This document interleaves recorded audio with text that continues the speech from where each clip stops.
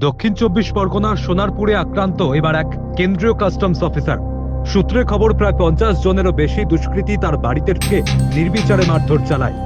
হামলার সূত্রপাত নাকি একটি অটোর সঙ্গে গাড়ির ধাক্কা ঘিরে। ঘটনার জেরে প্রশ্ন উঠেছে পুলিশের ভূমিকা নিয়েও। ঘটনাটি হলো, শনিবার সন্ধেবেলা নিজের গাড়ি নিয়ে বেরিয়েছিলেন কাস্টমস অফিসার প্রদীপ কুমার। রাস্তায় তার গাড়ির সঙ্গে এক অটো চালকের গাড়ির হালকা ধাক্কা লাগে। এরপর বচসা শুরু হয় দুপক্ষের মধ্যে। প্রত্যক্ষদর্শীদের দাবি, কিছুক্ষণের মধ্যেই পরিস্থিতি উত্তপ্ত হয়ে ওঠে। রাতের দিকে সেই অটো চালক প্রায় 50 থেকে 55 জনকে সঙ্গে নিয়ে প্রদীপ বাবুর বাড়িতে চড়াও হন। অভিযোগ, তারা ক্লাব গেট ভেঙে বাড়ির ভিতর ঢুকে পড়ে এবং নির্বিচারে হামলা চালায়। অফিসারের মাথায় গুরুতর চোট লাগে, সেলাই পড়েছে। তার স্ত্রীর উপরেও হামলা চালানো হয়েছে বলে অভিযোগ। খবর পেয়ে বিরোধী দলনেতা শুভেন্দু অধিকারী তার বাড়িতে যান। जो सोसाइटी में घुस चुका था, घुसने के बाद मैं पुलिस को फोन कर दिया कि ऐसे हो रहा है, आप आ जाइए। उस टाइम पे सेक्रेटरी को भी बता दिया, जो सोसाइटी है ये सबको इन्फॉर्म कर दिया था कि ऐसे हुआ है। तब मैं घर में चला गया ऊपर। घर में गेट से फोन आ रहा था कि आप लोग नीचे आ जाओ। मेरे को बोल रहे थे, दूसरे के नंबर से फोन करा के आप नीचे आ जाओ, और बहुत लोग इकट्ठा हो गया है। तो मैंने कहा मैं पुलिस आएगी तो मैं नीचे आ जाऊंगा, मेरे को नहीं लगता कि मैं सिक्योर हूँ यहाँ पे, मैं पुलिस आएगी तो मैं आ जाऊंगा। तो बोले, फिर 5 मिनट बाद फिर फोन आता है कि आप आ जाओ और आपके उधर ये पहुंच जाएंगे रूम पे, तब हम फिर नहीं रोक पाएंगे आप इन लोग को। तो मैं बोले ठीक है, मैं पुलिस आ जाएगी तो आ जाऊंगा, लेकिन अगर आप इतना इंसिस्ट करें तो मैं अपनी वाइफ को बच्ची को लेके आता हूँ, मैं अकेला नहीं आऊंगा वहाँ पे। तो मैं वाइफ को बच्ची को लेके निकल ही रहा था कि इतने में सब लोग ऊपर आने लगा। तो फटाक से मैंने मतलब लॉक किया, चैनल लॉक किया, गेट लॉक किया, सब उसके पीछे अलमीरा लगा खड़ा किया कि ताकि अंदर लोग ना घुसे, क्योंकि जितना जोर से आवाज आ रहा था लग रहा था कि मतलब बहुत आदमी ऊपर आ रहा है, अगर मारेगा तो कुछ भी कर सकता है। এইভাবে 200 জন হাউসিং কে ঘেরাই করেছে, 53 জন ঢুকেছে একসঙ্গে। It's a mob lynching. এই আজিজুলটা তো পুড়িয়ে মেরে দিত গোটা বাচ্চাটাকে, স্ত্রীকে আর ওকে প্রদীপজিকে। আর হেডে ইনজুরি কারা করে? হেডে ইনজুরি কি ভালোবাসার ধাক্কাধাক্কি নাকি? মেরে ফেলার জন্য। ডাক্তার বলছে আপনি পালান এখান থেকে, রক্ত মুছে আসুন।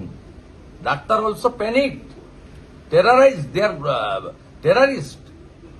এই আজিজুলরা এত সাহস পাচ্ছে কোত্থেকে শুভেন্দুদা? আরে not only mister Gazi, 53 people ঢুকেছে, 53টাকে অ্যারেস্ট করতে হবে। এবং মেডিকেল রিপোর্ট আমি পড়েছি, নট স্যাটিসফাইড। কাট ইঞ্জুরি বলে ছেড়ে দিয়েছে ডাক্তার। এটা ভয়ে, ডাক্তারকে দোষ দিচ্ছি না। আমরা কল্যাণী এইমসে নিয়ে যাচ্ছি for better treatment and CT scan এবং যা যা মেডিকেল রিপোর্ট ফর্মালিটিজের জন্য। আমি কমিশনারের সঙ্গে ওভার টেলিফোন কথা বলেছি।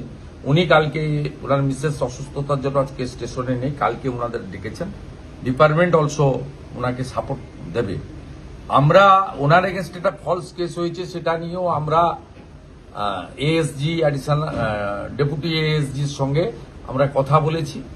আর finally owner মিসেসকে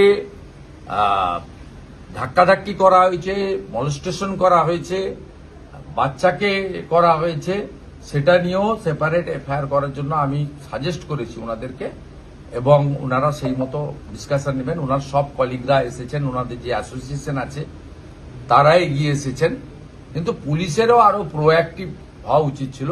it's a not a political issue, এটা কমপ্লিটলি একটা ল অ্যান্ড অর্ডার ইস্যু। এটা ক্রিমিনালদের কাজ।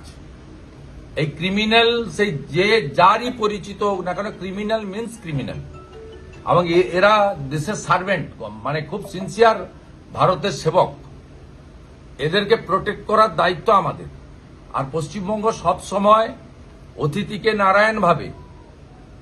আজকে এরা যদি মনে করে যে আমরা বেঙ্গলে কাজ করব না, নিজে তো মারা যেতই, সঙ্গে স্ত্রী এবং পুত্রকে নিয়েই মারা যেতে হতো। মব লিঞ্চিং যখন হয়, 53টা লোক ঢুকেছে, ভেঙেছে ঘরের দরজা, তো হরেবল। ডিকশনারিতে কোনো ভাষা নেই কন্ডেম করার।